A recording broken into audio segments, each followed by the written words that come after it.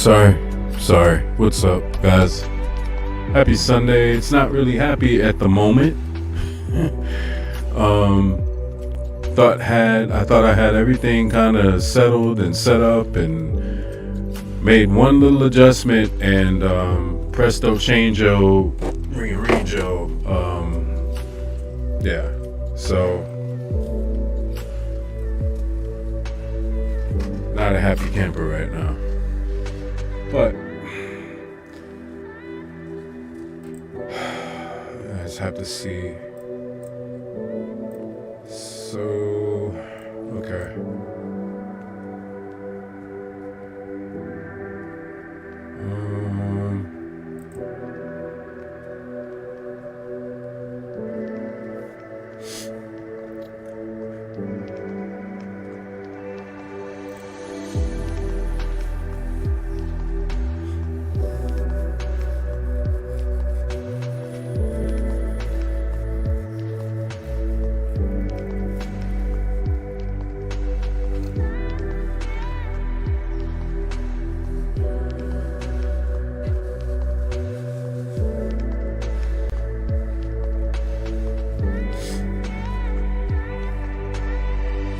Just got to be extra patient today because I think I went over it when we did recap. I did the recap and everything. I've got to fix everything, so I apologize, guys.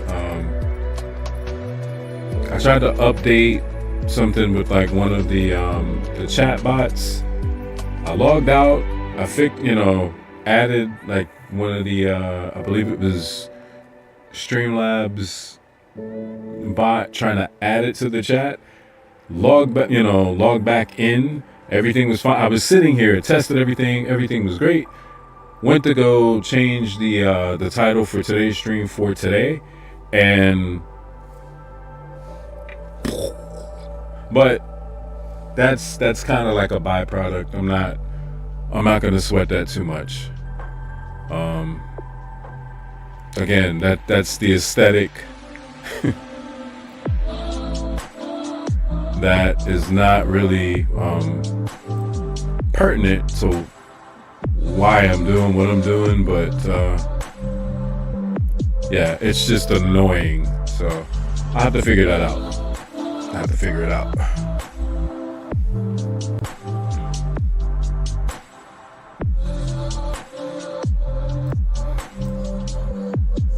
So yeah, a gap through, not really what I was expecting.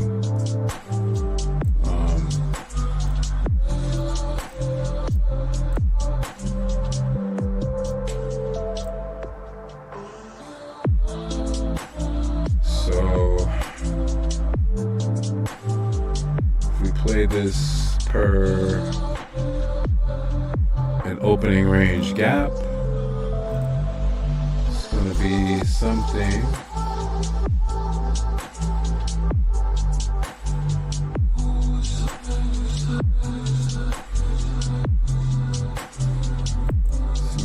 like this.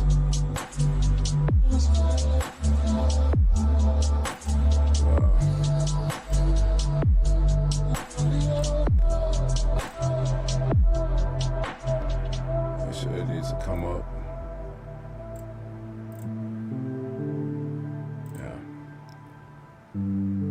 So if you wanted to look at this like, like a new day opening gap, like this would be 50% that you look for it to, may or may not come back up to. So just to give you an idea.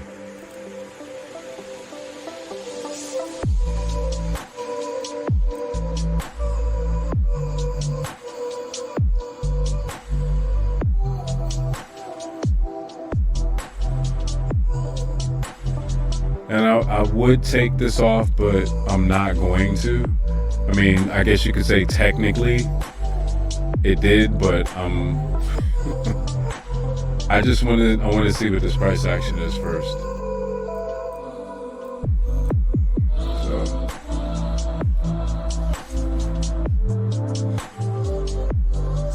And then also, let's see if this takes, well, two things actually. I want to see if it takes the sell side and its first 5-minute candle. And then if it takes, and I actually put this out as a target on Friday. I'm curious to see if it trades through this. I need to look really quick because I know I made myself a screenshot of what I was looking for that particular level.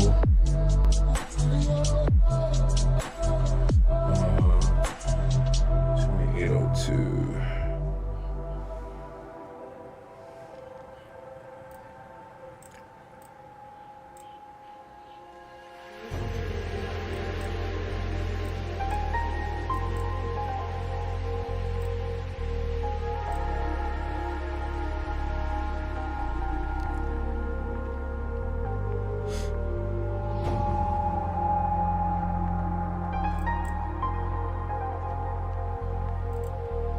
Yeah, I was anticipating this short like Friday.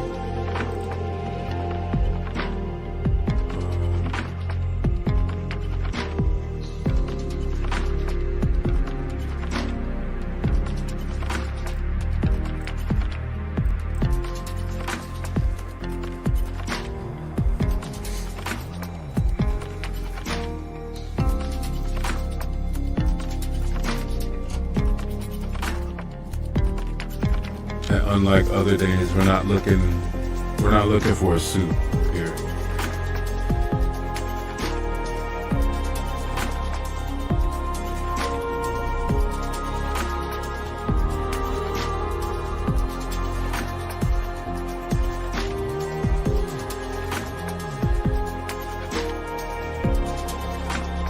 I know I said I was gonna get over that. That's still pissing me off. It's just like,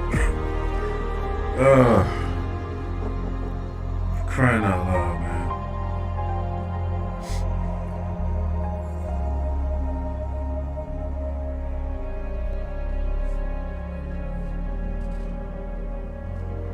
This is gonna close inside. We got like a minute, a little over a minute before this candle closes. But it's, like I said, it's gonna close. It's likely gonna close inside. Let me, it's probably gonna pop up in another, yeah. Sorry about that.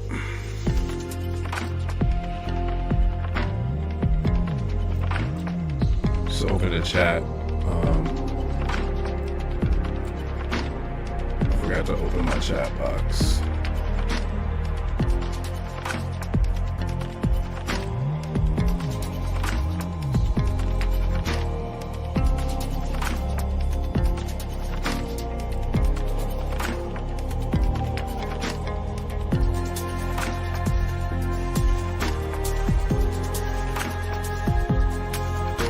Okay.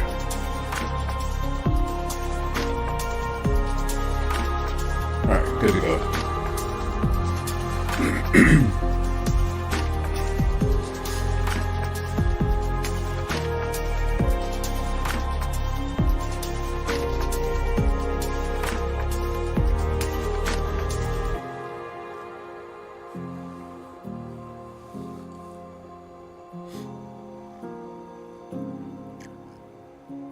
Yeah, this might be building ant colony Globex today.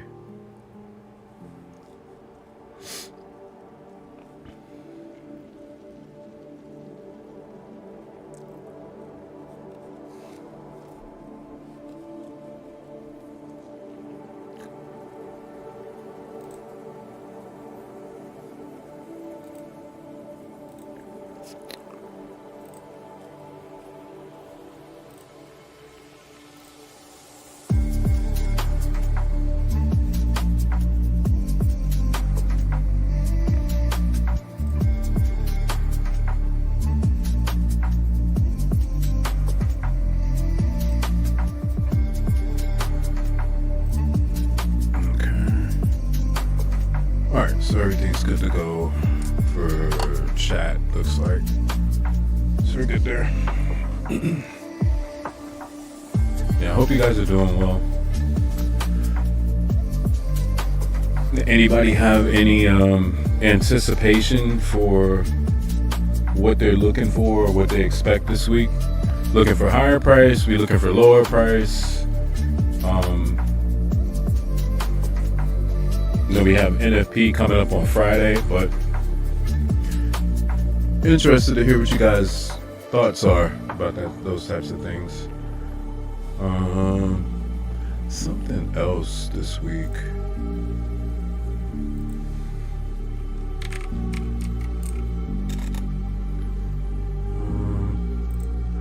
Trying to remember.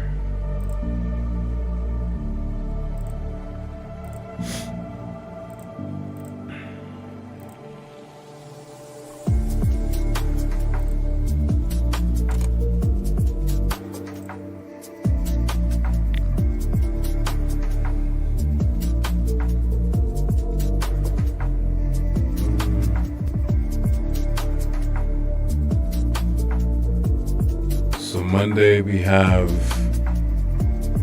PMI at 10 a.m.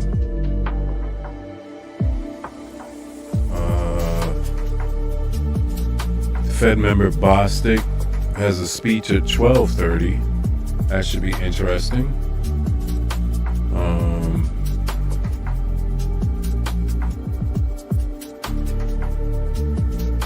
Tuesday we've got Jolt for December. That's at 10.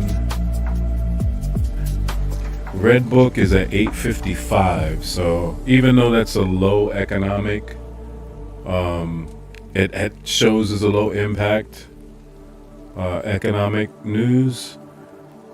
Be interested to see how that how the Red Book year over year sets up Jolts at 10. Bostic speaking again on Tuesday.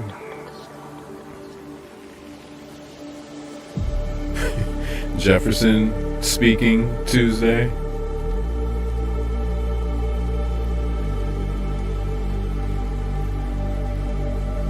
Wednesday is ADP.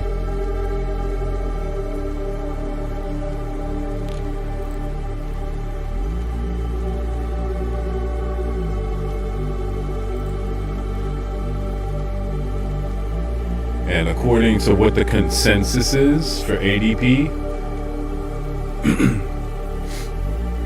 I mean, obviously you've got a couple of things that happened before that, and then you've got NFP on Friday.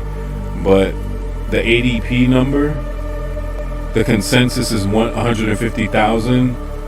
The previous was 122. So I could just tell you right off the rip, if it beats the consensus, then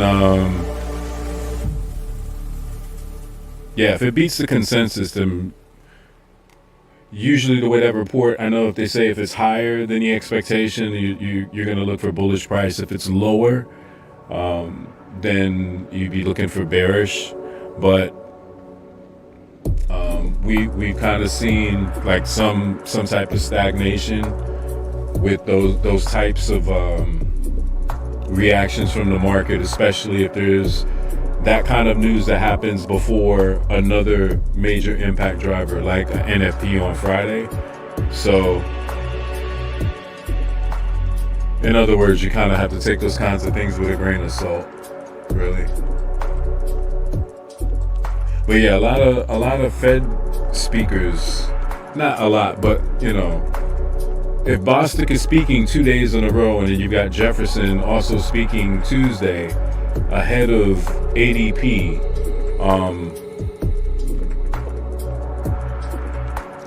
I don't know. I mean, obviously for entertainment purposes, it's not financial advice, but in my humble non-financial advisor reasoning and thoughts, I mean, Powell said what needed to be said last week. So what could you possibly be coming behind him to say? Unless, of course, they're out to they're technically making speeches, but it's really going to be what's contained in the speeches, and if they're taking questions after that, how much information they're going to get into. Are they going to speak, in the broader stroke, general terms, like, Powell would get into some specific, but not too much? You're going to speak in those types of terms, or are you going to be like really specific in terms of, the political leaning and potential influence? Like, are you going to speak to that? Because if they go that route, then you're looking at an additional factor in terms of what the market may want to react to. So, yeah, it should be interesting.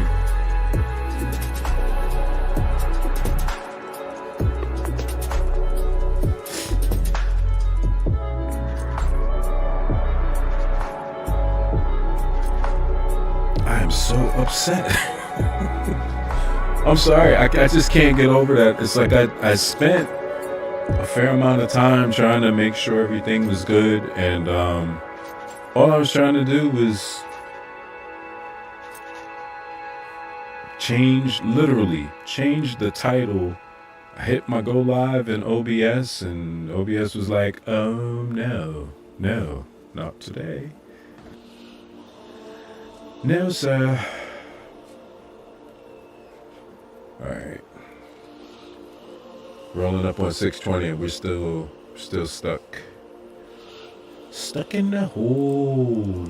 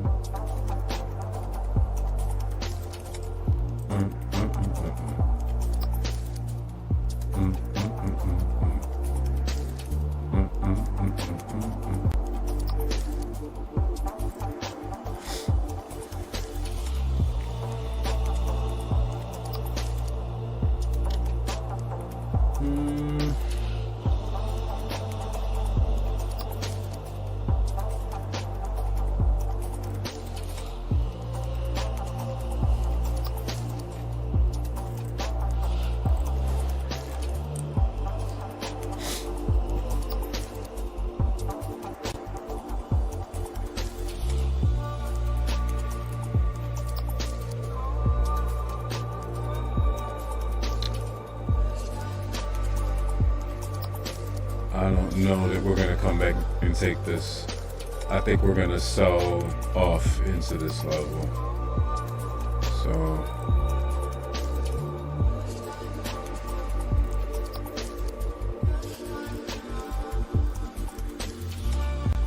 it's not to say that we won't come back up. I don't know. I don't know, but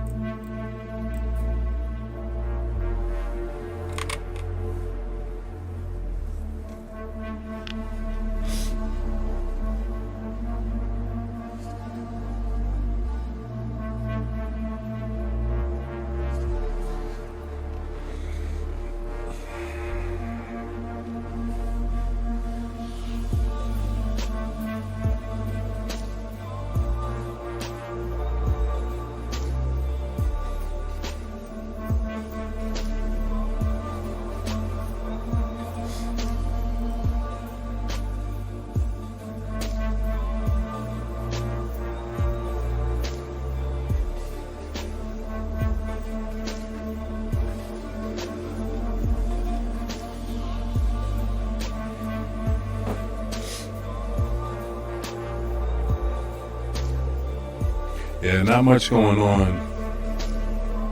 Not much.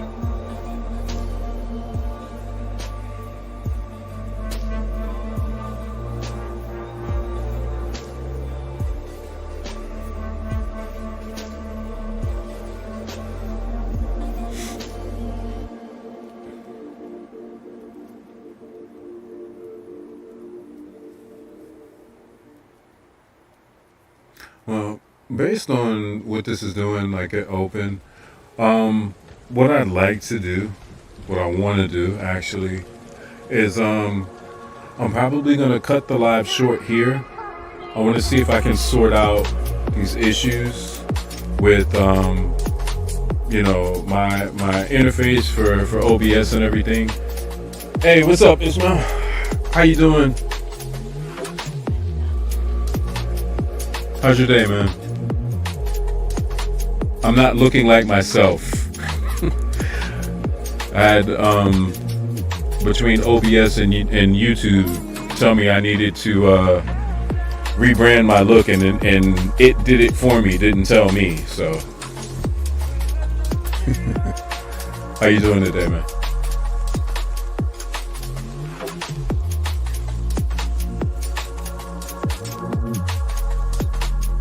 Awesome. Glad to hear that, man. Glad to hear it. Yeah, it's I guess I'm a little OCD or something, because I got accustomed to like my setup, and this is not my setup. All for trying to add. Good? Okay. Is the music too loud? Because I usually have it like super low, and I guess most people don't ever hear it. And I figured I'd change that up today. Couple things I figured, let me try to do something a little different. But everybody's not open to change. I don't mind.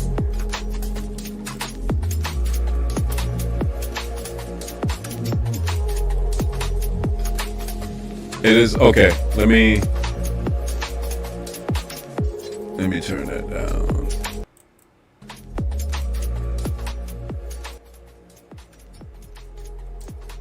All right. How's that? Is that better?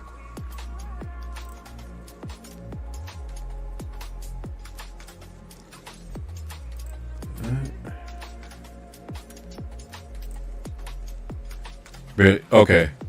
Cool. So hopefully that's better, hopefully.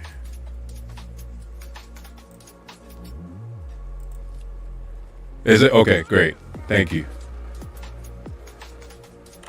Thank you for being my sound mixer for today. So I'm telling you, everything was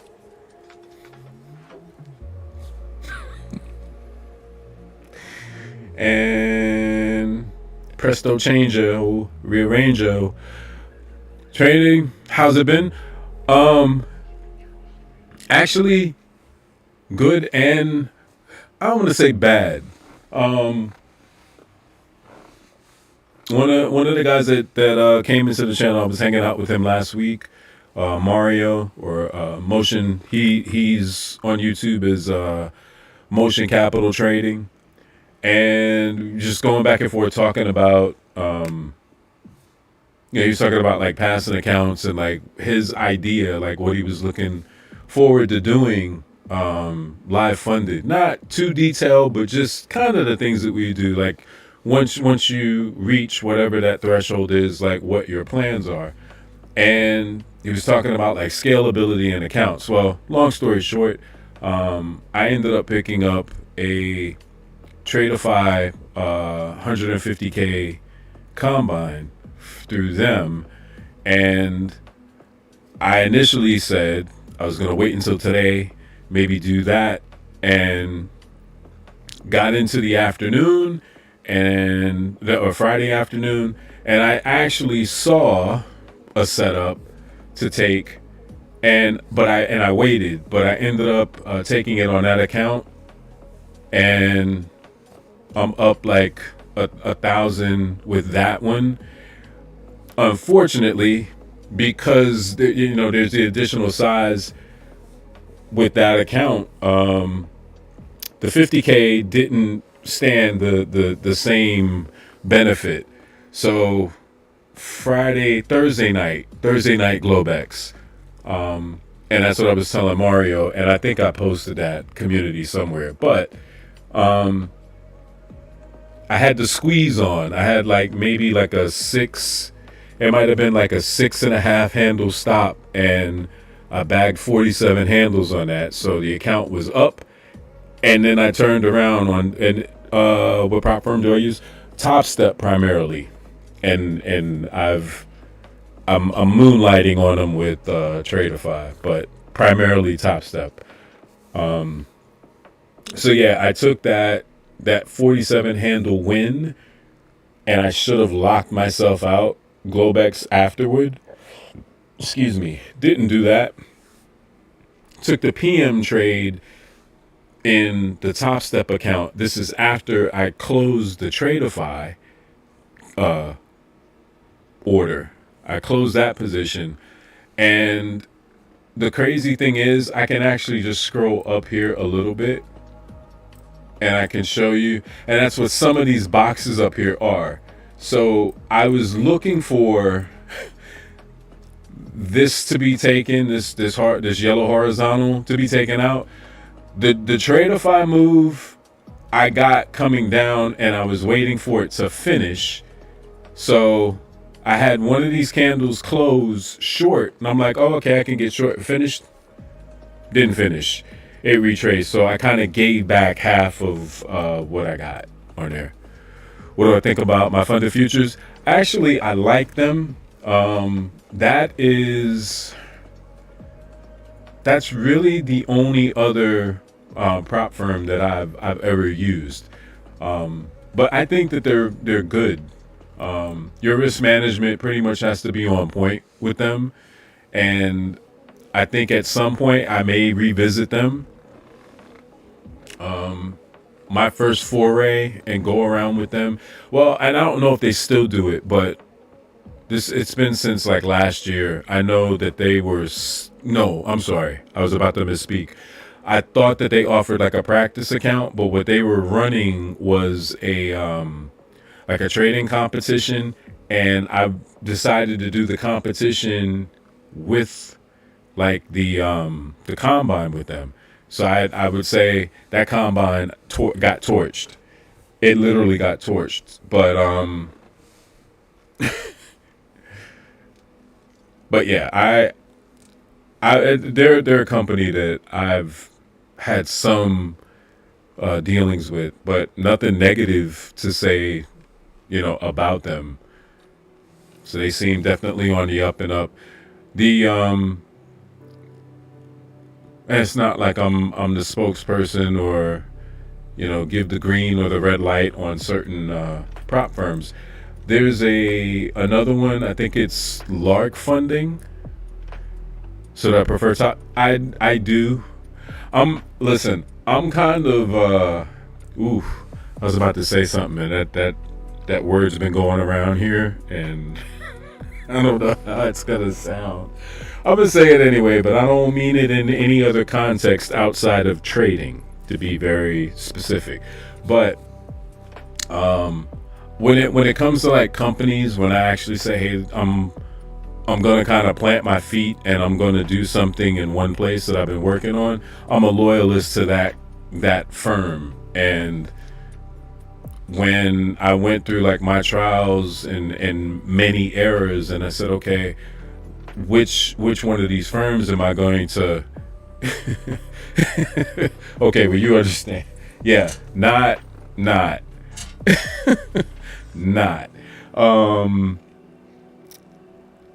when I decided to say, you know what, I want to, let's see if I can actually accomplish, this goal, it was Topstep that, I rode with. So yeah, just like I said, I can't say anything negative about them either. There were a couple of times late last year during either news events like the platform would like freeze, not let people execute, or wouldn't let you flatten your positions.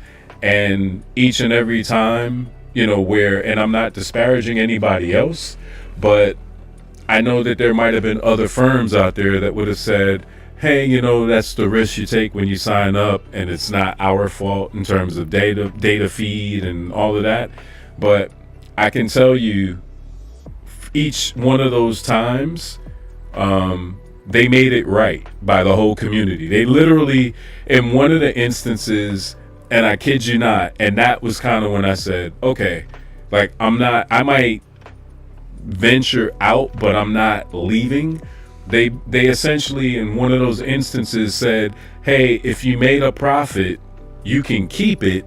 If it took you out or you lost, we'll just reset you back where you were.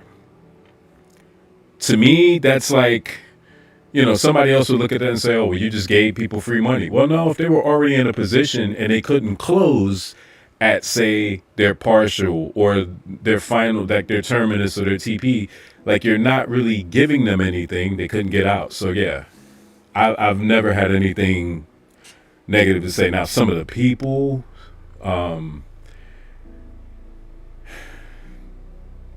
of the guests that they have on, I'm not as involved when they're live, just because there's a lot of noise, and that's about as respectful as I can say it. Again, we're all in this space. We all see different things. We have a different approach and different perspectives. So I respect that aspect of it, which is why, like I said, I'm not going to disparage, but it just kind of gets to the point where, if you're familiar with Charlie Brown, and like the whole Peanuts idea, like when the kids would go to school, the teacher was like, wah, wah, wah, wah, wah, wah. Like you could never understand, because the difference between a child and an adult. That's kind of what it turns into with certain people there. And I'm not talking about the host and the commentators, but like I said, there's some people that'll be on, and I'm good for a minute until you're going a little bit too overboard, not too detailed, too overboard in the explanation, and I hear the Peanuts teacher, and I'm like, okay, I got to turn that off. Let me put my Blade Runner music back on. I cannot. I'm done. But yeah, what firm do you use? You doing prop?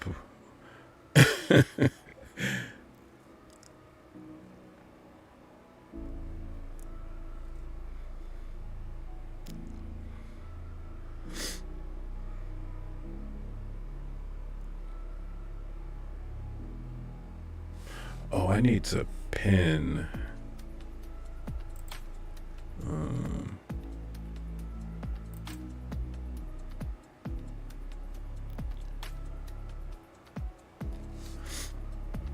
Because I'm going to get that question. I remembered I needed to pin that to the top of the chat.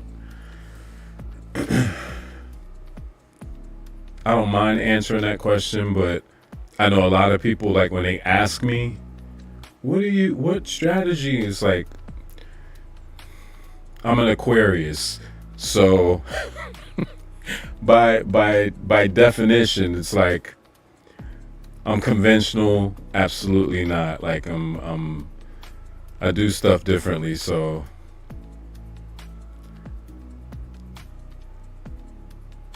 I wish I could just simply say, oh, I trade using such and such. Yeah, there are a couple different things that help me that I can work with. So you with My Funded Futures, you working with Topstep or someone else?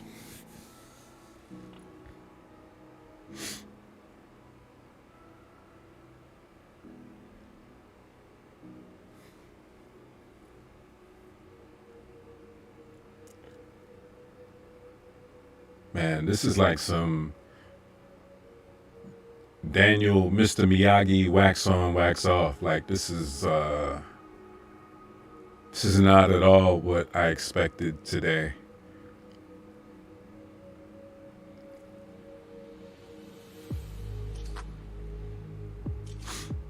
Haven't started trading yet. Don't have all the equipment that I need. Gather as much info. I'm gonna get everything. I'll be all set in.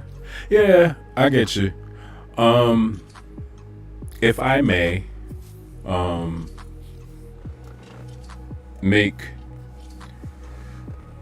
I'll just make a suggestion.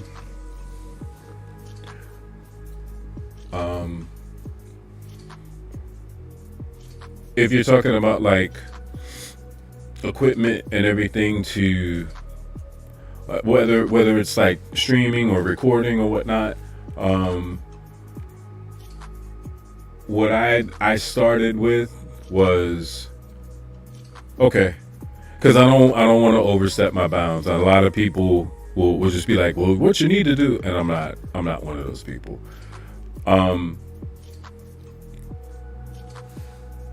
Kind of the whole reason why I'm doing what I'm doing, because I never heard anybody on YouTube in the space say, hey, if you're here, start here. The one thing that you do hear reoccurring that I do agree with is, start where you are. And by that, like, I had, what was it, like an Acer notebook? I think that's what it was called. And I had I had TradingView and I had YouTube at that time. Trying to just kind of understand and navigate. And I'll say this, and then obviously, you can decide and do more research, but that's what kind of helped me. Notebook and pen, and just to kind of prove the point, I don't go too far, and my notebook is right here. So, I'm kind of like the OG from New York. So, the black and white composition notebooks, a spiral notebook, and a binder. But, it may be uncomfortable, but just write out your thoughts, write out, the objectives when it comes to like the trading itself. Think about your personality. I would say that, and I think that's key starting out, which again, that's not something anybody talks about. I'm not in New York. I'm in Florida. I'm from New York. I'm from Manhattan, or they don't even call it that anymore. I'm from New York City. That, like, I have to use Manhattan as like that double XG14 classified top secret description for New York, instead of saying it was like, where are you from? Manhattan. What? Where is that? Be like, you're one of those new people in the city, right? You're the new breed of New Yorker. You don't know? Nah, I'm man.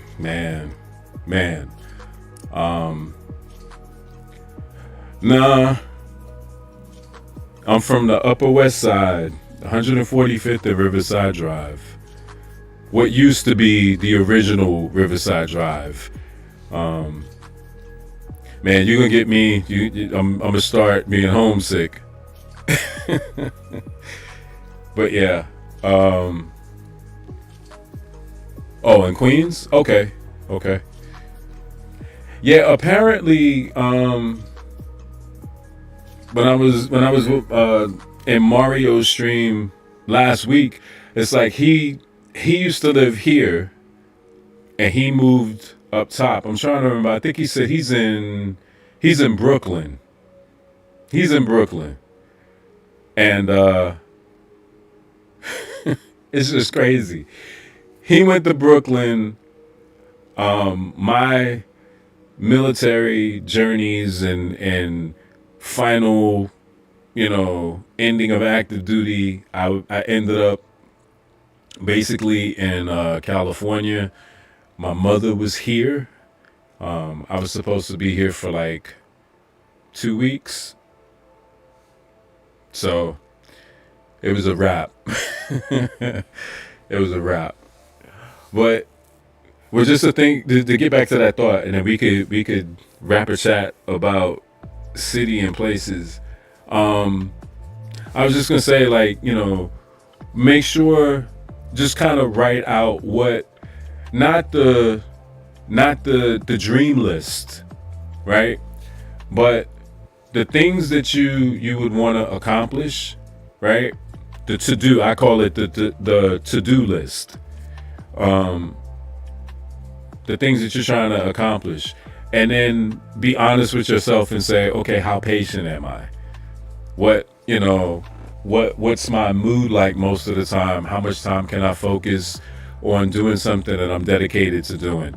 And the reason that I say that and I bring that up is because you'll hear people describe like 3 types of traders, and I believe that technically you can morph, or you could be a hybrid of a couple. Everybody knows, you'll hear somebody say, well, you could be a scalper, you could be an intraday, you could be a position holder, a position trader, or a swing trader. Okay. To me, that's 4, but technically, yeah, you could say that's 3. And you don't find out what your character is and your overall personality until you kind of think about how, like, it goes back to how patient are you? Because if you're super patient, you literally can, you're not looking at a 5-minute, you're not looking at a minute, you might be looking at a 4-hour or a daily. You know what I mean? Which one am I? Day trader.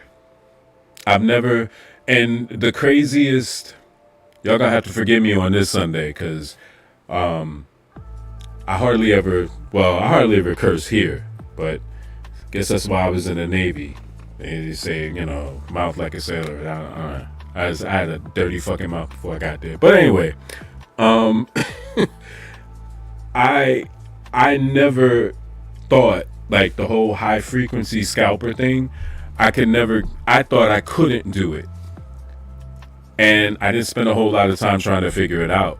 But my mentality is I'm extremely patient, but sometimes I have a tendency to see things before they happen, which even to this day, and I can admit, like, even in the markets, like, I'll go to a higher time frame, and usually that's why I like to kind of look long term at the weekly and the daily, but I like at best to look at a 4-hour back to a 5-minute, because, like I said, a lot of times I'll get ahead of a move and I'm already looking at 2 moves ahead, and I overlook the first move that's going to happen before that. So I'm fairly patient, but at the same time, I like my time to be my time. So if whatever needs to happen is going to happen, I'm good. Then I can spend time, if I want to just continue to look at price, not look for another position, but just watch and see what else happens. I'm good with that. My strategy, so I use a combination of a few things. I like to look at specific session ranges. Primarily, if I'm trying to determine, say, like a draw on liquidity, I'm gonna look at candle ranges, and I'll incorporate with that like some ICT concepts. I wouldn't say that I trade that way. I would just say that there's some concepts that I use. I do not use trend lines. I don't use support and resistance. So, like I said, that ICT concept is probably the most that I utilize with ICT is going to be things like recognizing like certain levels, like rejection blocks, order blocks, fair value, again, like the session high low liquidity, liquidity runs, stuff like that. Because that was one of the things when I combined that with candle range theory. I'm not going to say like everything clicked right away, but it gave me a framework to say, okay, can I piece these these individual components together? They're related, but not really. Can I put them together where it'll make sense, and it's something that I can go gather a considerable amount of data on? And it worked. So, an order block, my understanding and the way that I look at order blocks is, and you have to forgive my brain for today, but some people will just simply say, like in this case, if you're looking for like a bullish order block, they'll tell you something like it'll be the last down before an up. So they might take this whole candle down here and say this is an order block. What in general speaking, you can look at it that way.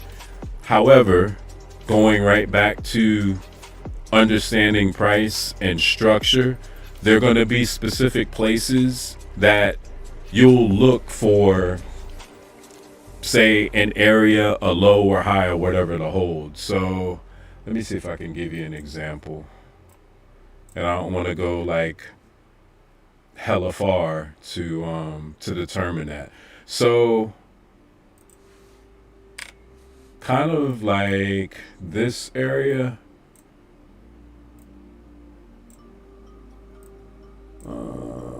What can we use?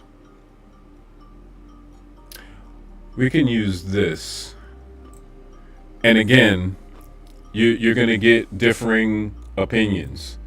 So for me, this would have been, I mean, it's hindsight, so take it with a grain of salt. And I always say, don't believe me, just go look through the charts and backtest yourself. But one of the ways that you can sometimes determine, again, just structural delivery is, been moving, just got your first combine. Hey, T-Camp, no problem. No problem. Congrats on the move. I hope you're doing well. Thanks, brother. To Ishmael. So like this high, right?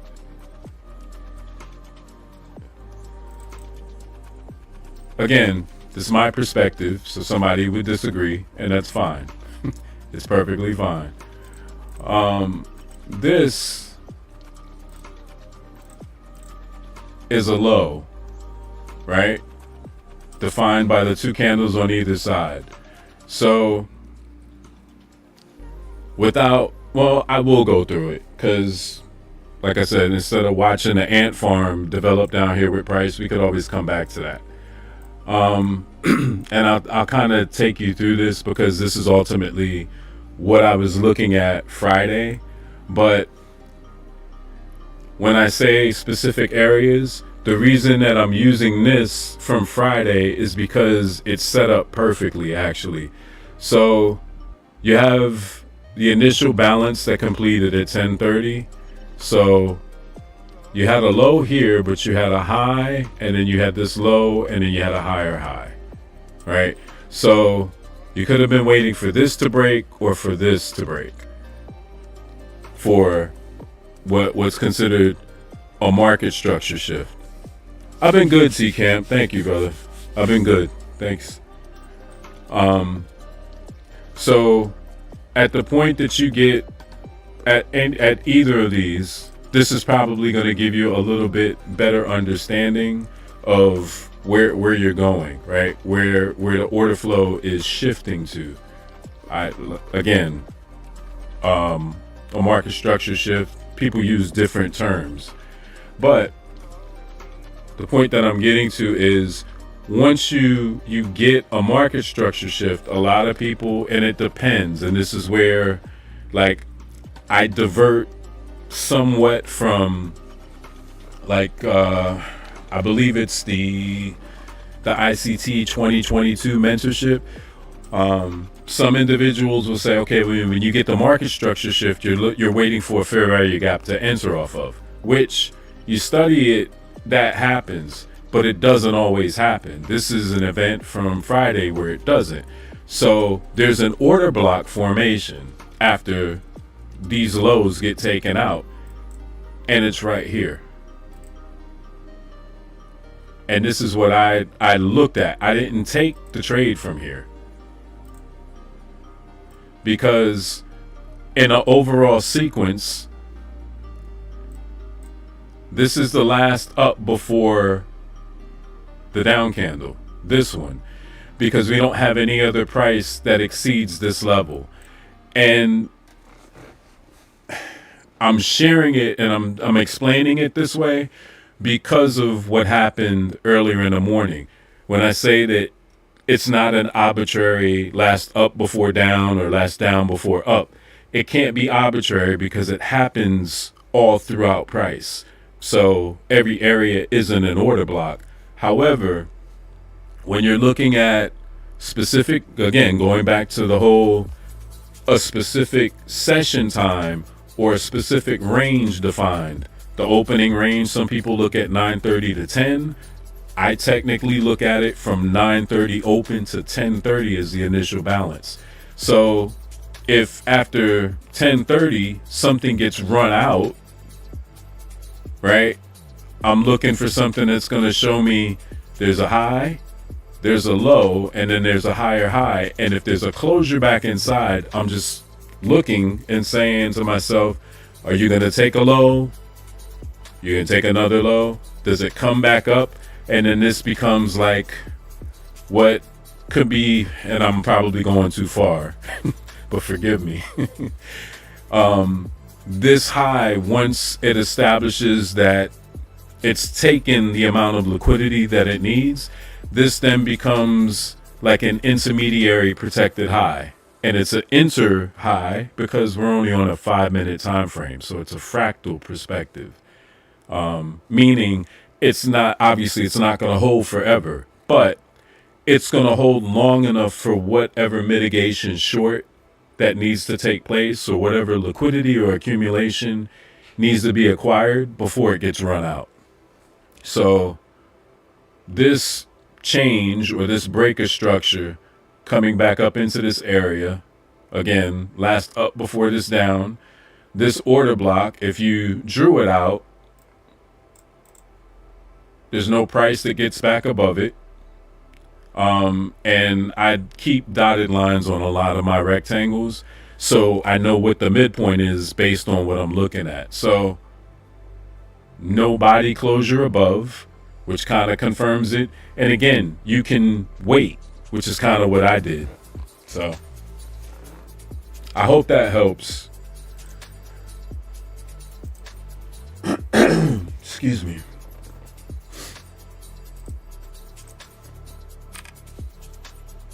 But I will also say there are a lot of other excellent educators that are out on YouTube that will probably explain it quite a bit better.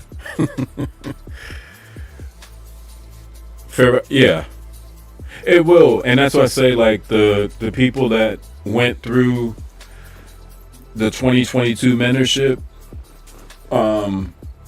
that's typically what you look for. And I mean, I will admit I didn't complete all of the lessons in his mentorship. I went through I want to say core content. A lot of the core content I went through just to kind of get an understanding of what ranges.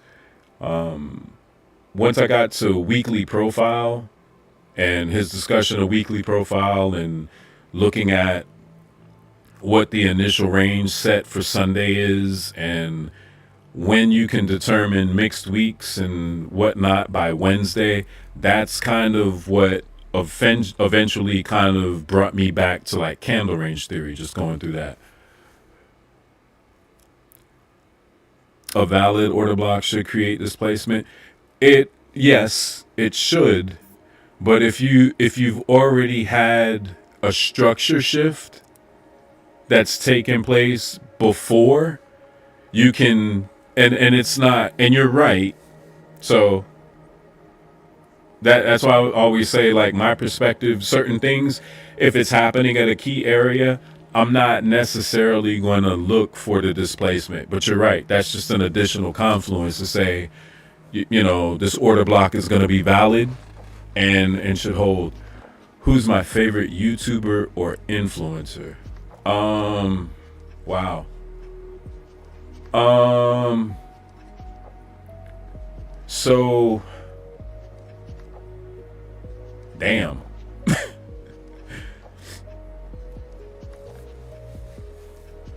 I don't really have to think about it. And I don't think he knows. Well, yeah, I don't think he knows it.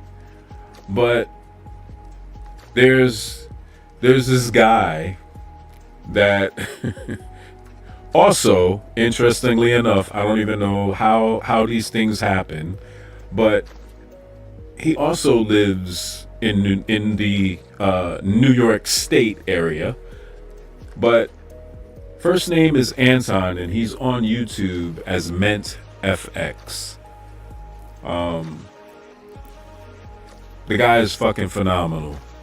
I spent, I want to say maybe a year or so when he would do like Sunday calls, and you didn't necessarily have to be in a mentorship per se, like you didn't have to pay into a mentorship, but he would get on and do like Sunday lives, and you could tune in and he would kind of just tell you, hey, look, this is what I'm looking at, this is why, this is where.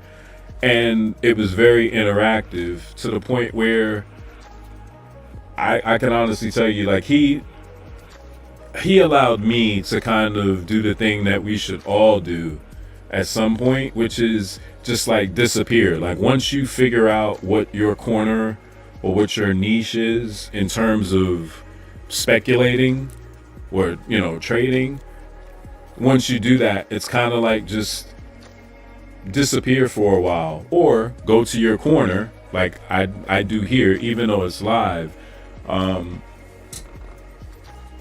just kind of hone your craft, share experiences and your idea.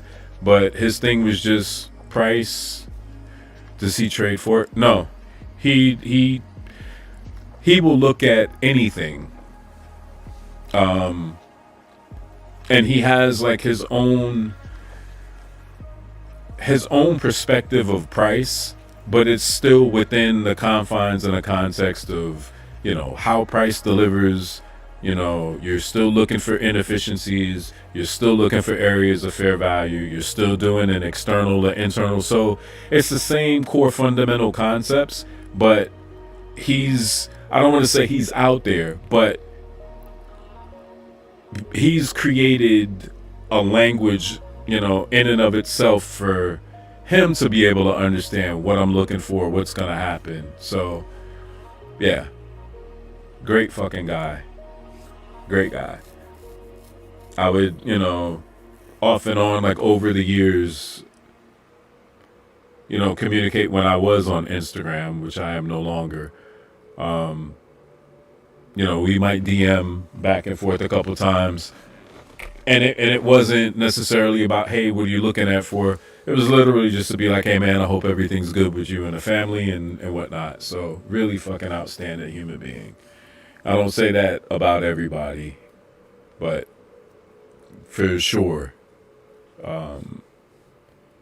yeah, definitely for him.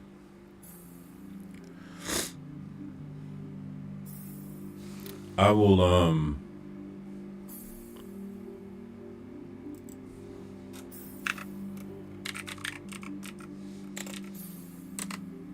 you just look, you can look that up, that tag in YouTube, it'll take you to his channel.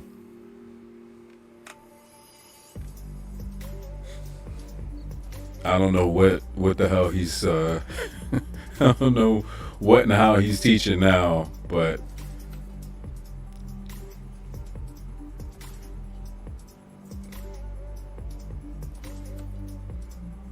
oh, and I almost left out the one part. He started his own damn prop firm, and I never participated, so I can't speak on it. The only aspect of that I can speak on is that this is 25. I believe he started. I want to say he started in 22. I think it was 2022. But no issues, no problems, no payout problems. Like I said, I was in that Discord for a while. And at no point was anybody ever coming through saying, hey, I didn't get my payout. You know, you guys are jerking me. None of that. So, yeah.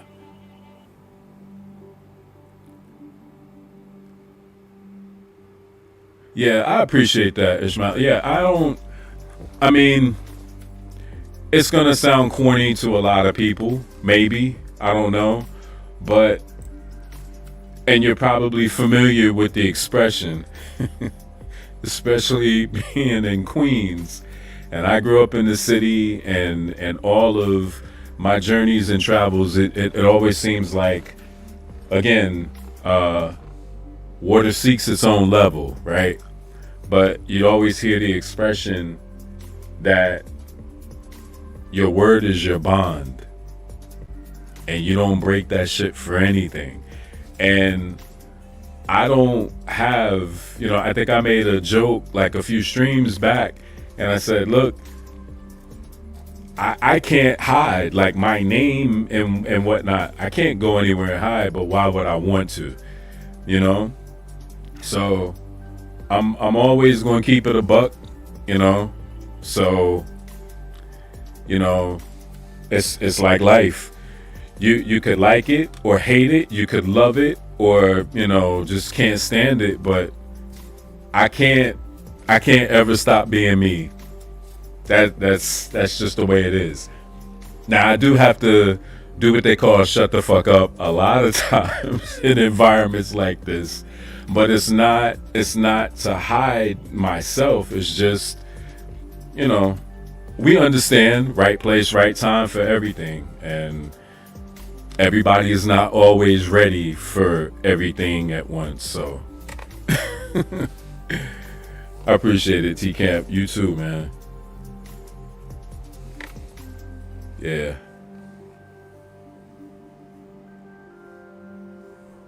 Oh, I closed that shit, man. I got off of there. I went to Blue. The only social media, if you want to call it, that I have is Blue Sky. So I was on Twitter, I was on Facebook, I was on IG. I'm done. That's a wrap with them. And the argument could be made, well, motherfucker, you still, on Blue Sky. I'll fuck with Blue Sky and YouTube. Yeah. I can't I can't fuck with them.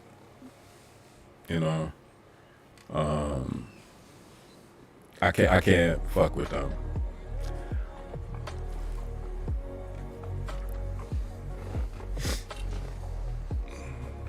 Can you ask why? Yeah. So it's gonna happen. Here's the crazy shit. I literally just told my wife yesterday. I told her last night. Cause we in the same, we in the Western Hemisphere.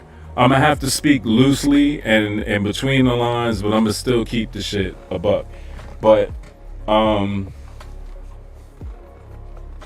let's just say when I was in the military, I had an opportunity to go to school, right?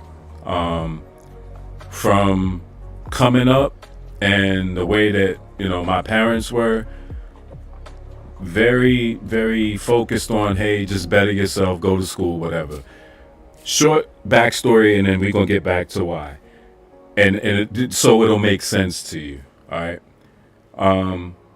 But in the military, there was that whole, hey, you should do the seaman and admiral, and I tried to put two things together, which was I might go through, and I went in and enlisted. So my thing was, okay, maybe I'll put the two things together. I'll do the Seaman and Admiral, but I'm going to go to school, and my degree might allow me to align with the JAG. That's your first clue, okay? And as in any job, federal, military, it doesn't matter. As with any job, people feel like that they can impose themselves and tell you what you're going to do. Even obviously there is a structure, but when it's not about the structure, it's more about, yeah, we know you want to do that, but you're not going to do that. We're going to have you do something else. Again, they didn't get the memo that I'm going to do what's lawful for me to do, and then after that, y'all could kick fucking rocks. I'm not doing that. So got off of active duty, honorably discharged, so I ain't fuck myself, and thought about pursuing a degree in law. But I wanted to study constitutional law. Why? Because I wanted to be a constitutional attorney. And then I thought about politics and said, hey, why not run for, am I going to come back home, up top and run for political office? It didn't make sense. Why? Because I hadn't been there for a while. I ended up in California, never went back, to the city, didn't understand, you know what I mean? So it was going to be hard for me to come back to a place that I hadn't been for a while, and now all of a sudden I'm going to represent constituents that don't know who the fuck I am. So that makes sense. Ended up, like I told you, came here to Florida, talked to my mother. My mother's like, hey, yeah, go do that. And I fought it, right? Between a lot of different things. Didn't really pan out. So we could fast forward to, I have that information and knowledge to get to the point now where I'll just say that we have a situation here that it technically can be resolved, but it's not resolved by the person that you see all of the YouTube videos with the thumbnail. It's not that individual. So it's not the individual that will remind you of sun-kissed oranges. Okay? It's not like that's not the play. Because I've educated in the constitutional way, the aspect that bothers me is the people that can do it are sitting in Congress, and you need a congressional attorney in conjunction with an appellate court to simply say something that it should be, I think, universal. Because I'm a nobody sitting here on the channel talking to you guys. You got all these motherfuckers making this money up top in the District of Columbia, all these degrees and all this information, but y'all are talking shit. Because literally, it only takes one of them in an appellate court to say, hey, y'all took an oath, right? I took the same fucking oath in the military. We took an oath to do what? Support and defend the Constitution against all enemies, foreign and domestic, right? So the moment that you abdicate your responsibility and you defer to sun-kissed oranges, you violated your oath. So technically, you can be removed. There are articles that can be filed for that. And it doesn't have to come from within. It could be external. So that, coupled with the alignment of media companies, of the lack of the ability to fact check what somebody posts, like, my thing is, why am I even on here? You know what I mean? My interactions, not that great. I'm not, I never really was on TikTok. Like, I don't like to waste my mental capital like that. I'm not saying there's anything wrong for the people that want to go and watch videos and scroll through and whatnot. It's cool. That's just not me. Like, I'll I might watch like a few shorts on YouTube, or I'll watch other people's videos, long and short content here, but that's not my thing. So that was out. And like I said, on IG, I would post, but I wasn't really, like that active. So for me, I'm like, I could get the fuck off. I could get off of here. It's not gonna hurt me. I'm not. For a minute, I thought about, let me see if I could build a following for, trading and whatnot. But it just, like, their idea wasn't aligning with what my mentality and what I'd like to see for the future for me. And two things were mutually exclusive. So I just kind of said, y'all can have it. I don't need it. And I damn sure don't need Facebook. So, yeah, not worth it. Not worth my time. So I know that was kind of long-winded, but yeah, I can't. The short version is, how does Miro and Mello say it on 7 p.m. in Brooklyn? The segment, fuck with it or fuck out of here. Fuck out of here. Every day, all day. Fuck out of here. I can't do it. So.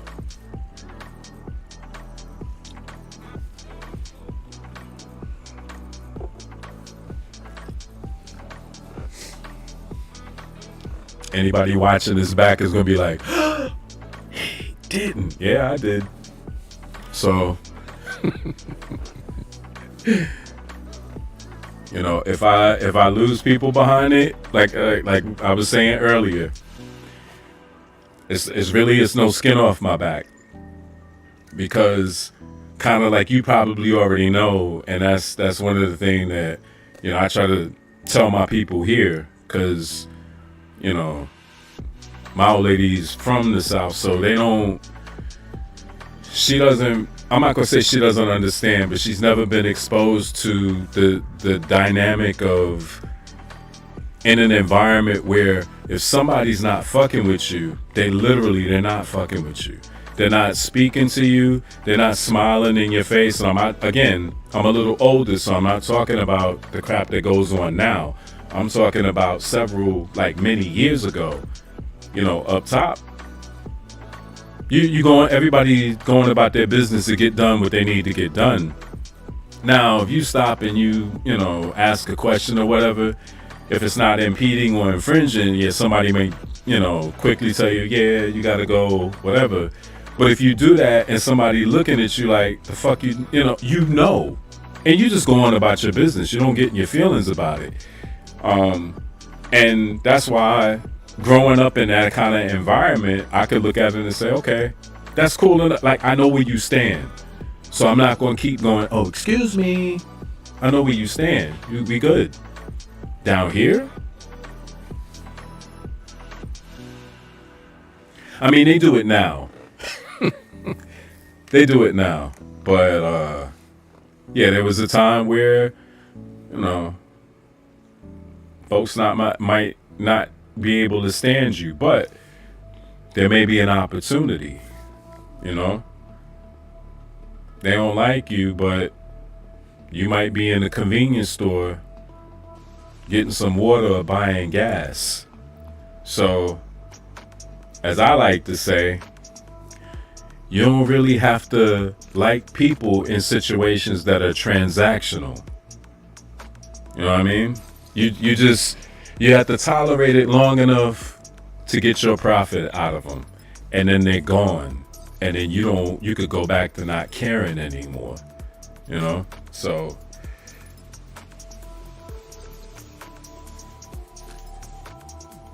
yeah, straight up. And that's the thing. I've never really given a fuck. That's the one thing my entire life that I feel like I've always been free in that way. Like, I've never been encumbered and felt like, you know what I mean? I've never felt that way. Other people would be like, what? Motherfucker, spit it out. That's why I could joke about a lot of things sometimes that are not funny, because it's like, I realize what it is and understand, but Yeah, it's not. It's serious, but when you know who you are and you understand, what your objectives are, you, hey, so I'm quick to say, kick rocks. Get out of here. It's kind of what I want to tell this damn price action.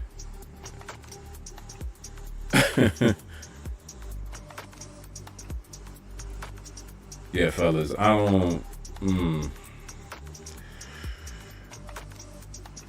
This is some mess. Excuse me.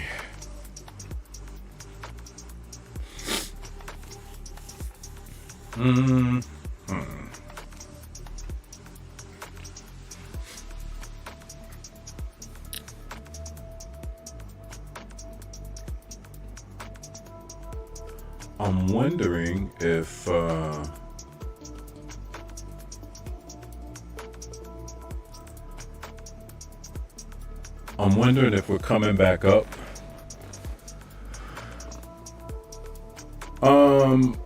I'm looking at NASDAQ. I'm always looking at NASDAQ. I don't really jump around as much as I used to.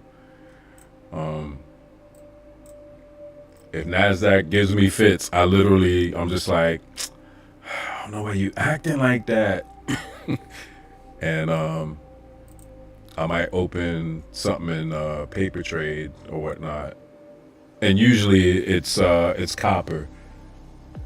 NQ 21104. What do you long?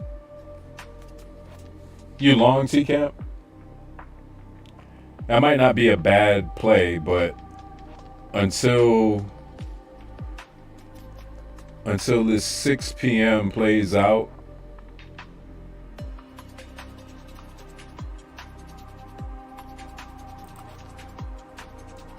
I don't want to put another ray up here. I really don't, but I'm going to.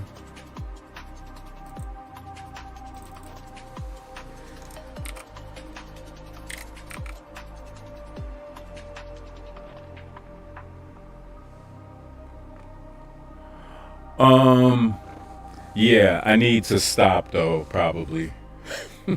for my 50K, I was thinking about that today. I was listening to something and thought about it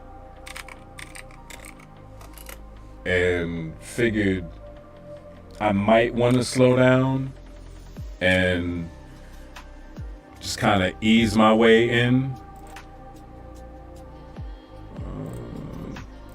Center. I'm gonna put this over on the right.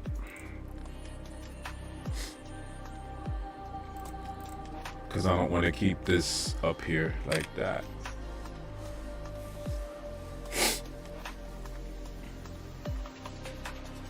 How many points were you targeting, T-Camp? I'm just curious. You must hang on. Don't answer that yet. Don't answer that yet.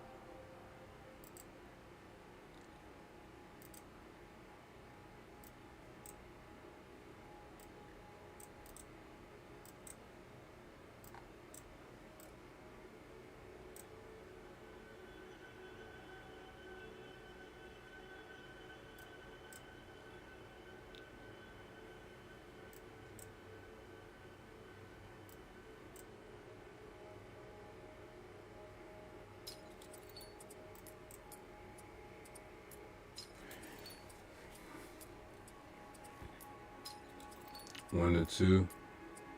Nice, man. Congrats. That's good shit.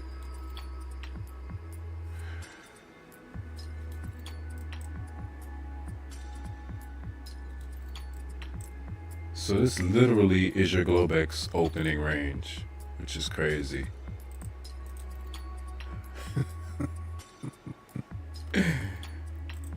Insanity.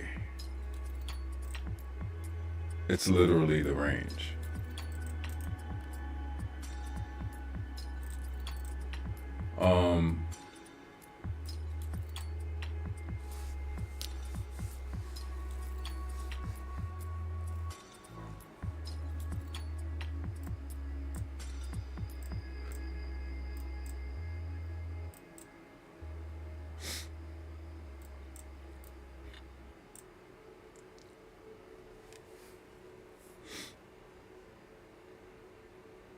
It's gonna prop it up, so you can probably bounce to here.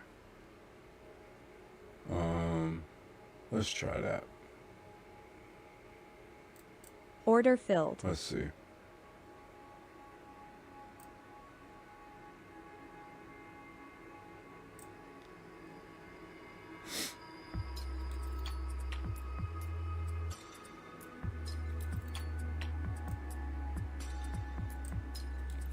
Put that right there.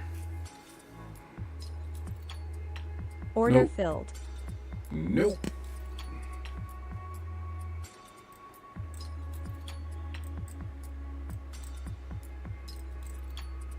Nope.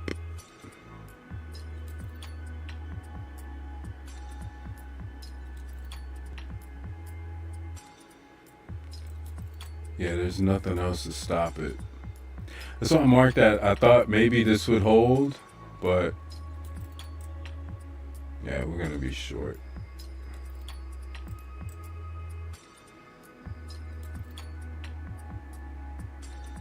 From here.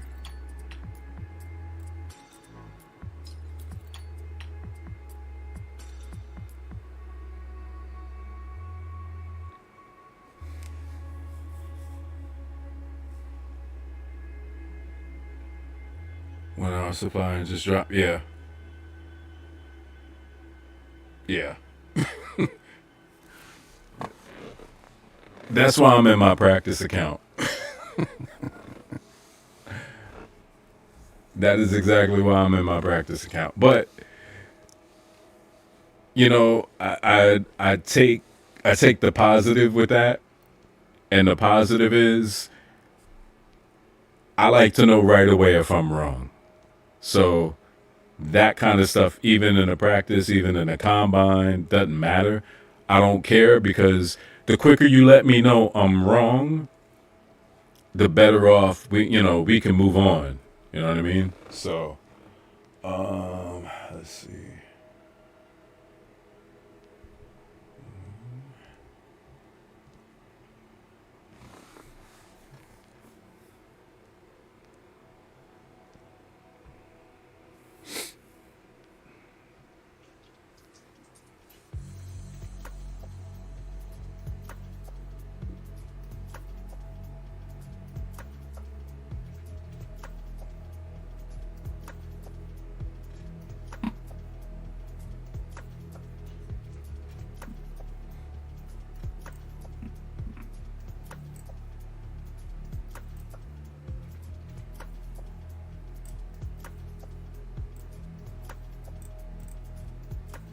Maybe now it'll go.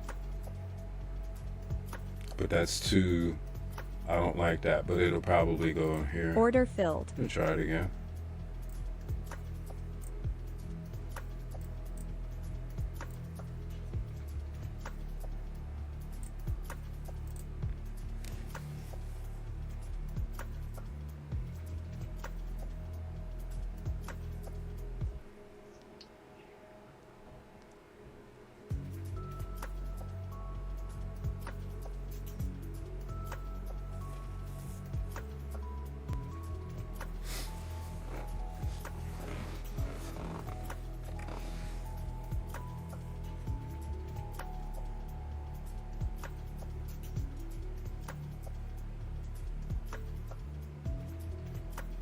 And that might be too tight. Excuse me. It's probably going to stop me again because I'm too tight. But we'll see. or the wick through maybe and continue.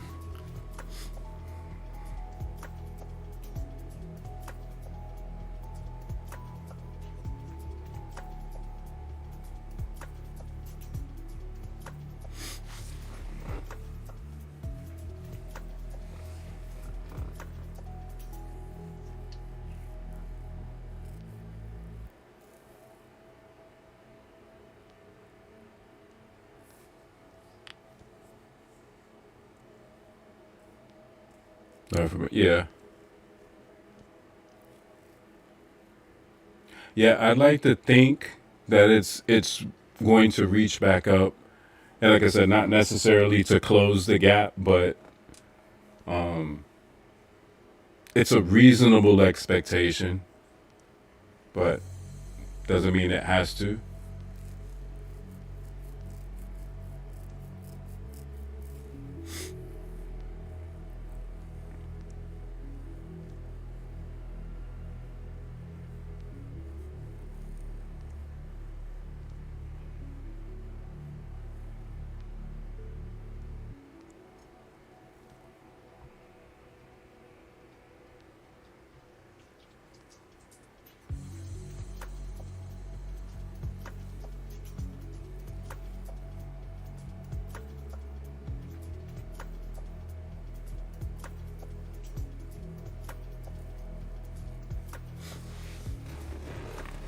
Yeah, I wouldn't risk just based on, yeah, we're going on like 7:30, so I wouldn't risk my combines with this kind of price right now. It's not worth it. But practice account all day.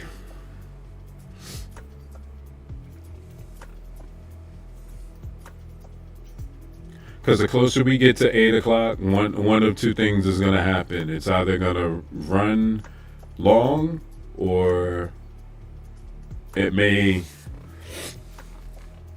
excuse me, in essence, well,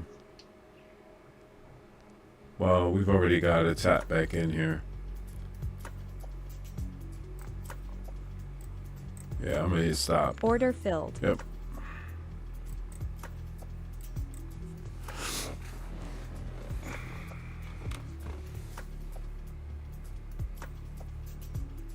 Okay. Yeah, I really,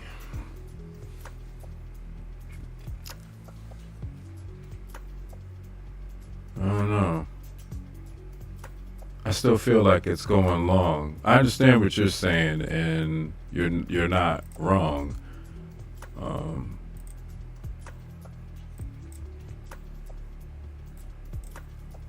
Because you're looking at this one, right? This is your bearish engulfing here.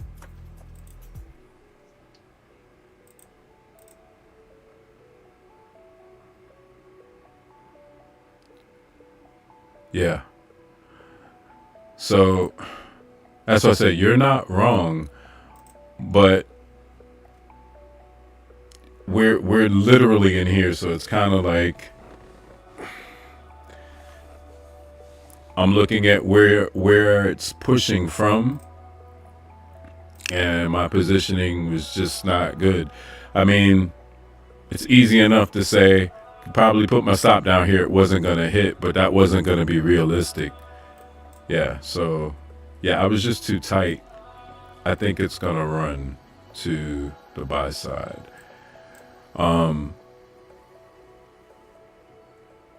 But T-Camp, don't change shit that you're doing, because you won your trade.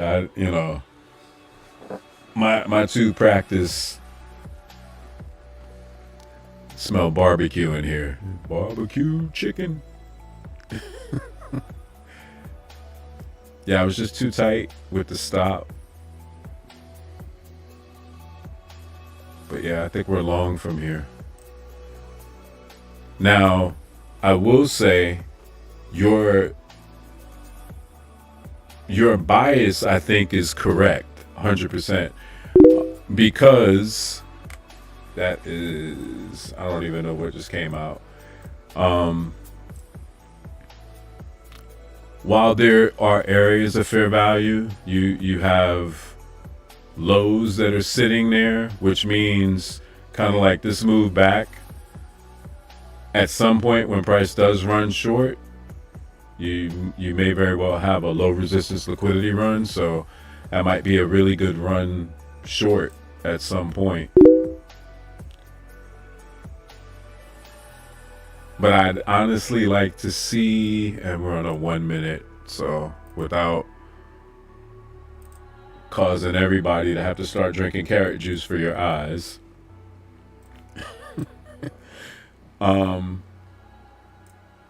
At a minimum, maybe back to CE of the opening gap.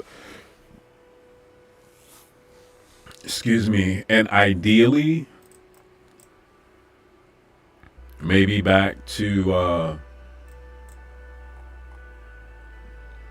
the PM session low.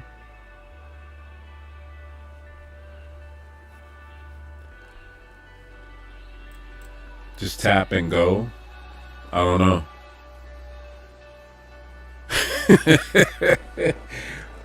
Well, I'm not laughing at you, but dude, I stopped trading the 1 minute a year ago for that very reason. I say barbecue chicken when I lose, but yeah, that was fish grease 1 minute last year. No.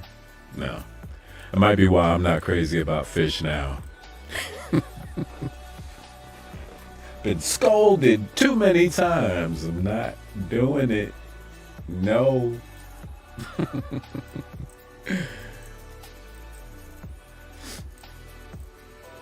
Yeah, but I'd like to see it come back up. And then if it wants to, drop off. 21.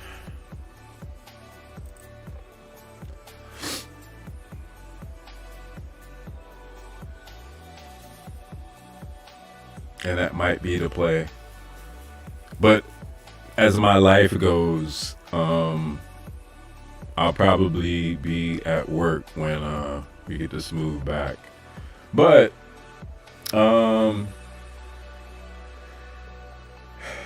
hopefully tomorrow I can make it back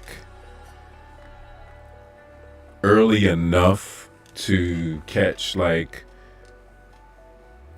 the last hour of the AM session. And then if not, obviously I'll be looking at maybe doing something New York PM. But it just depends. And with the economic news this week, like I don't know. I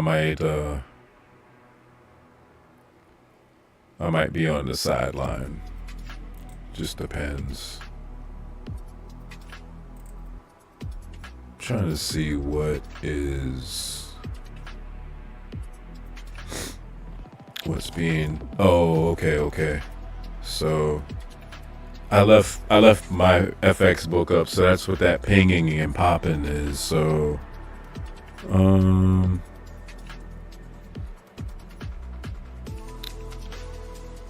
yeah, that's all like Australia, China, and Japanese economic news. Yeah, bank manufacturing PMI for Japan. So I'm actually gonna close this window right now. It's cool when it pings when I'm, waiting to hear something, but yeah. No bueno. Me no want to hear.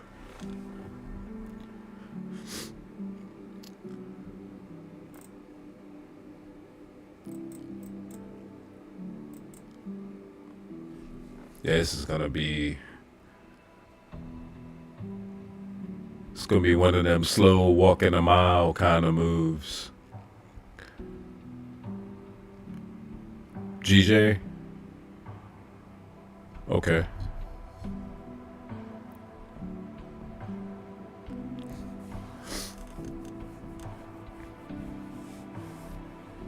Yeah, I'm trying to remember the pair. I think it was Euro. It was EJ. It was EJ. And then I went off the reservation because I would start looking at stuff like CAD, Swiss franc. And the crazy thing is, what was it? I hate to even mention this firm's name, but I ended up with a live account with my funded Forex, and I made a pretty decent amount on a trade, on like a swing trade. And yeah, okay, yeah, you're being nice by saying you got cooked. We got shafted. We got absolutely shafted. I did, and I mean, for what it's worth, I was able to at least get like 2 payouts from them. But yeah, that was an absolute, hey, y'all are gonna take this, and we have no Vaseline, but here, you could take this hand towel. We don't have the good towels for you to bite down on. You take that hand towel. Oh man. Yeah, and it's just sad, man. It's really sad. But you know, it's as the cliche goes, buyer beware. But you know, I'm not applauding it, but you know, you have to figure, how the hell do you get around? I just I can't imagine, you know. And that's like also the conversation that nobody has, which is, you know, who, and it's again another one of those cliche things, but it's true. Who regulates the regulators? Because it's almost, you almost have to have like a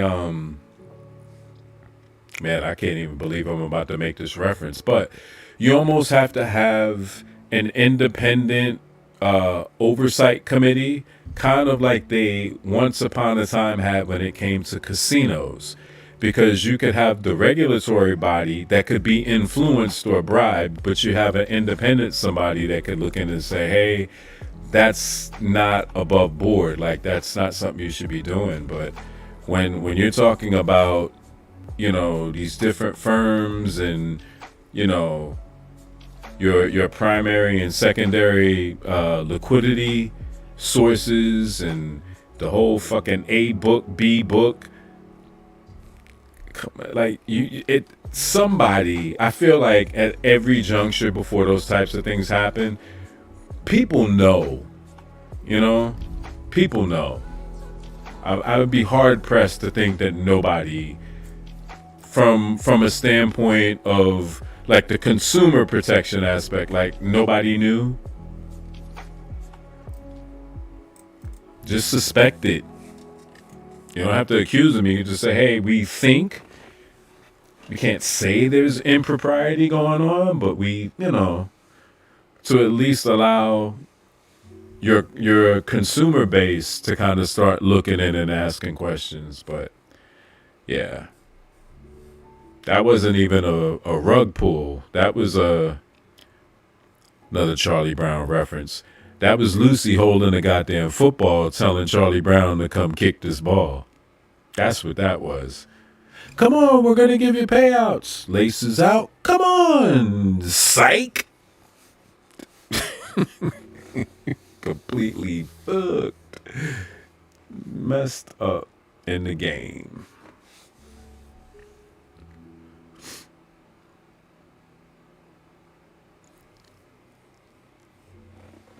Absolutely, you have to.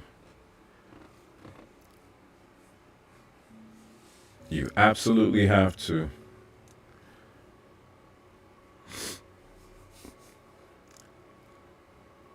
I almost want to say and talk to people that are, it's not going to go over well, but it is what it is.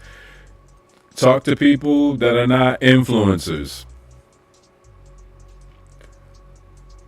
I'm not saying you got to talk to me. I'm just saying anybody, you're trying to figure it out.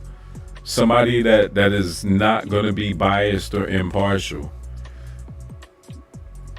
And if they participated, they could tell you what it is. And then if they haven't, they could say, hey, like T-Camp just said, do your research and just be careful.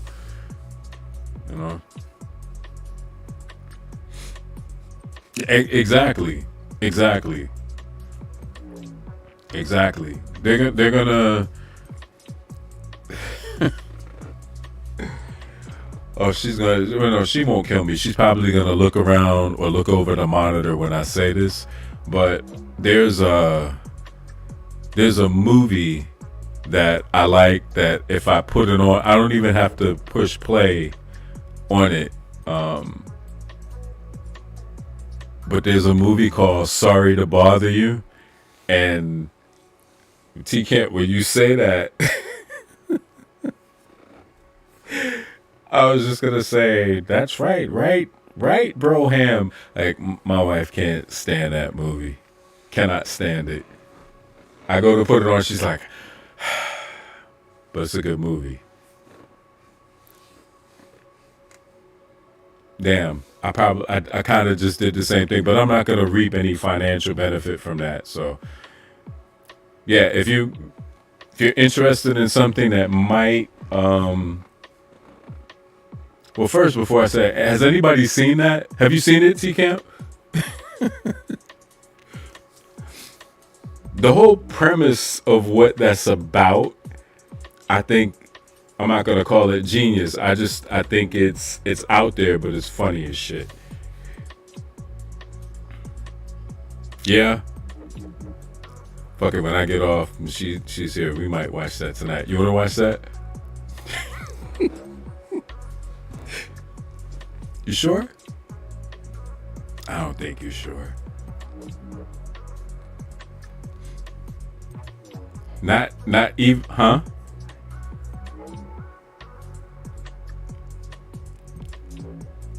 I think I can get her. With a fine beverage of wonderful elixir. No? Oh, man.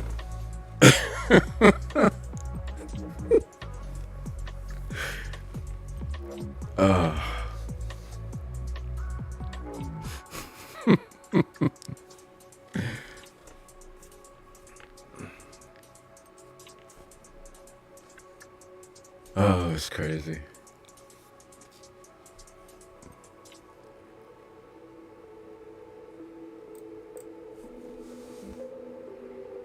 Fellas, I don't think we're ever getting up here. That I have to stop using an expression that it'll take an act of Congress, because apparently we can't get them to act on nothing. So,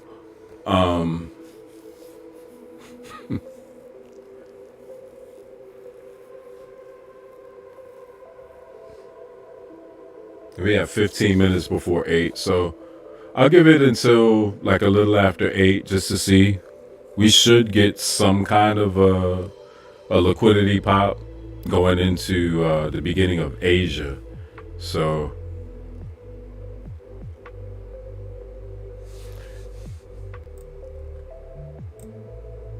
and I will admit, like, it would be a stretch, but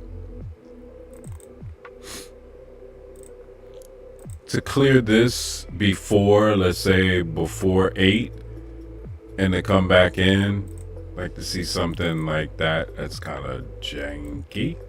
That's a little better, but something like that maybe. I don't know.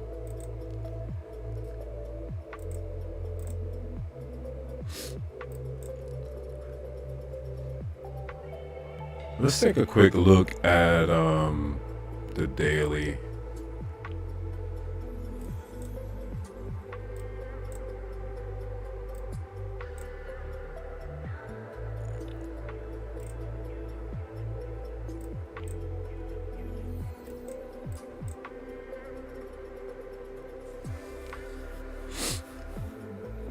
That's a hellified gap.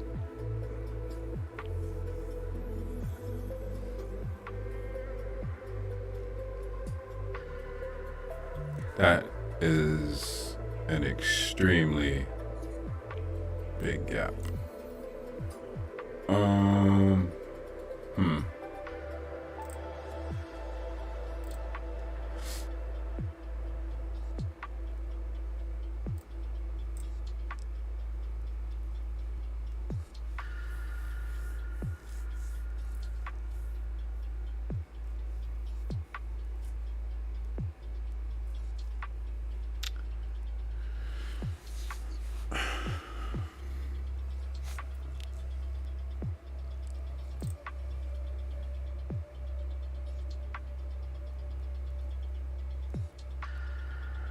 It's one of the few times I think I'll ever say that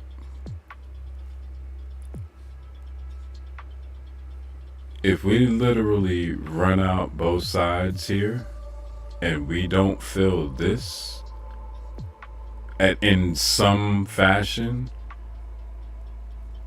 I'm not saying it's never happened. I will say officially here, I've never seen that happen. Not that way. Not on a daily. I've not seen it.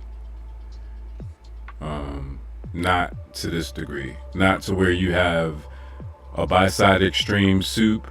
Now, and I mean, technically, this would be my draw because of the close inside, but not based on that kind of a gap. I wouldn't have the confidence to continue to look for shorts without some kind of a retracement.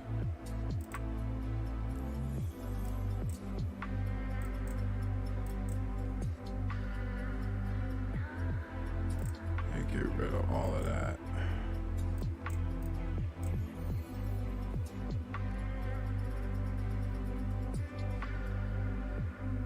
So it's here for that.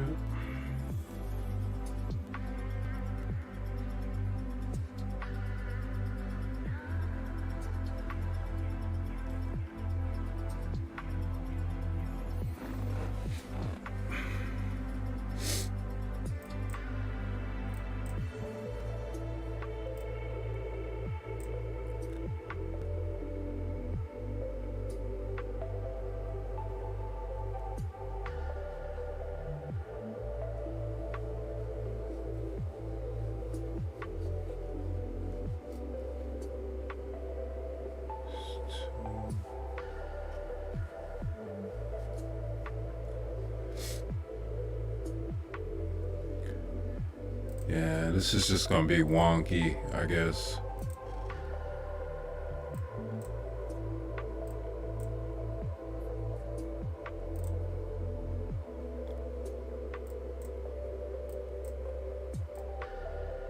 All right, 10 more minutes, guys.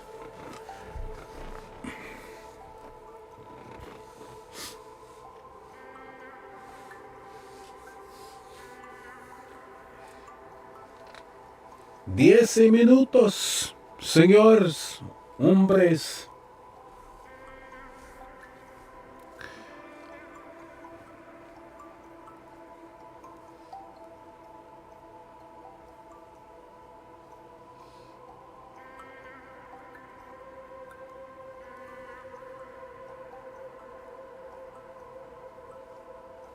That's crazy. I kind of miss doing that.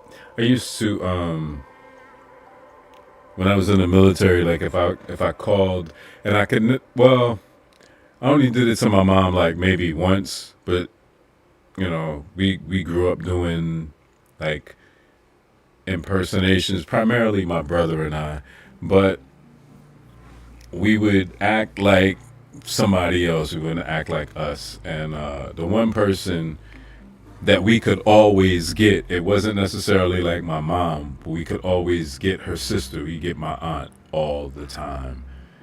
And it's kind of like prank calling her, but we would prank call her as like, you know, a Hispanic male. She'd never fucking get it. You'd be like, hey, hello. Hey, I'm looking for Manuel. He gave me this number. He told me to call, and you were going to have some information for us. And she would be like, I don't know. Like, she would keep you on the phone. She wouldn't be like they are today. Like most people say, there's no Manuel here. I'm sorry. Goodbye. And hang up. No. She'd stay on the phone, and we would keep her on the phone. She'd be like, no, there's no Manuel. What number did you call? I call, what number? Hey, hold on for a second, lady. Hey, Castro, hey, what's the number? Like, we do all kinds of ridiculous shit. And then eventually she was, you know, she would get frustrated. And be like, all right, I'm getting off the phone and be like, hey, auntie, it's me. Yes. Like, she knew them. And I mean, obviously we knew we were making this shit up, but you know, it got to the point where, are you really trying to help? Like, once you realize they're Hispanic, you don't speak Spanish, how much help you going to be, lady? Get them off the phone, let them go. But yeah, but over the years, yeah, she never got hip to it. But it wasn't like we did it every week where she would anticipate it. We'd space that kind of crap out, use different voices and all kinds of stuff. So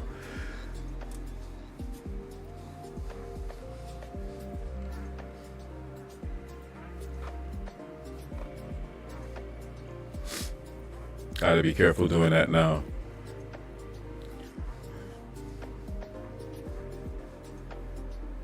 But with some of the people at my where I work, and I've been messing with them as of late, because they'll say something and they're Latin, and they may say something to me in English. I tell them, no habla inglés. Go out about my business, and then they look like, what? You, ¿qué? Sí, no habla inglés. Yeah, I had to double back and be like, I'm just playing.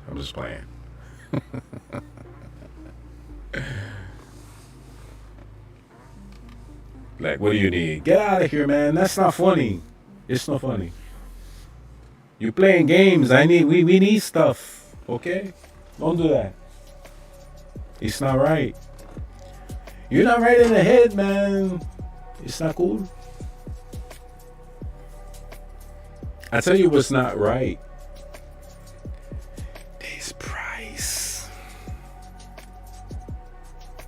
It's truly priceless, but just not the way we would want it to be. So yeah, guys, I don't know. I think we're just gonna be stuck in here. What do you guys think? What you think, T-Camp? You were right to be able to get in and out where you did, because just like looking at this, like there's nothing. Yeah, there's absolutely nothing. That is caca right there.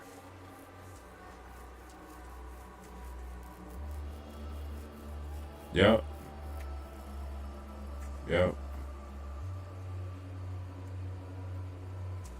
Well, sorry the price action wasn't better this evening, but yeah, I'm not even gonna hold you guys to 8 o'clock, because I don't really see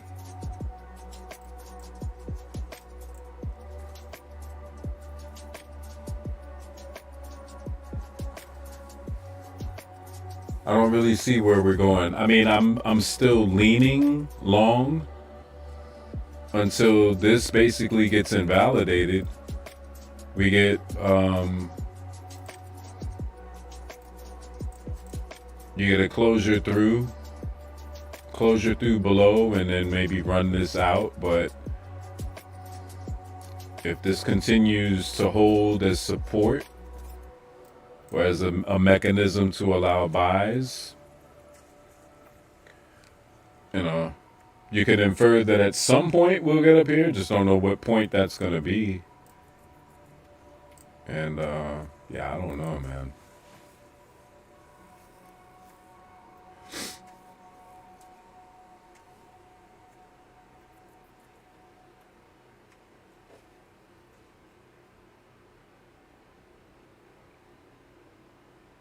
Oh, absolutely, T-Camp.